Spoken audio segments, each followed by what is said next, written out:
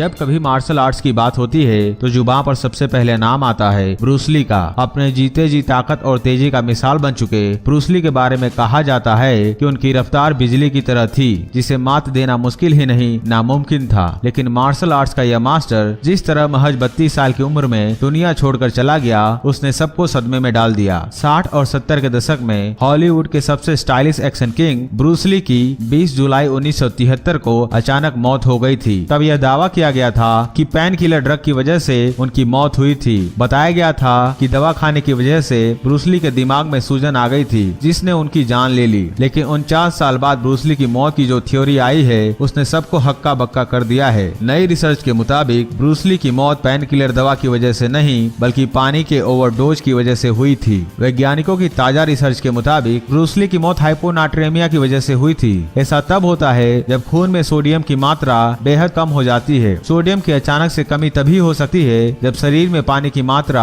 जरूरत से ज्यादा बढ़ जाए। इसके चलते सोडियम पानी में घुल जाता है और दिमाग की कोशिकाओं में सूजन आ जाती है। ताजा रिसर्च सामने आने के बाद अब यह सवाल खड़ा होता है कि क्या वाकई ब्रूस ली की मौत सिर्फ ज्यादा पानी की वजह से हुई थी या इसके पीछे कोई दूसरी वजह भी हो सकती है। रिसर्च में यह भी कहा गया कि ब्रूस ली अत्यधिक मात्रा में लिक्विड डाइट लेते थे और यह भी उनकी मौत की बड़ी वजह हो सकता है। लगातार लिक्विड डाइट पर रहने से हाइपोनाट्रेमिया का खतरा बढ़ जाता है और ऐसी स्थिति में प्यास ज्यादा लगती है। रिपोर्ट के मुताबिक हो सकता है कि ब्रूस ली गांजा और अल्कोहल के साथ लिक्विड डाइट लेते हों। इसकी वजह से किडनी ठीक से काम नहीं कर पाती और उसके फिल्टर करने की क्षमता कम हो जाती है। ब्रूस ली की मौत के बाद उनकी पत्नी लिंडा ली कैडवेल ने उनकी लिक्विड डाइट की जानकारी दी थी। वैज्ञानिकों का कहना है कि जब ब्रूस ली का निधन हुआ था तब उनकी किडनियां खराब हो चुकी थी। इसके चलते वे जो भी पानी पी रहे थे वह ठीक से फिल्टर नहीं हो पा रहा था। इसी वजह से उनके शरीर में पानी भर गया, जो मौत का कारण बना।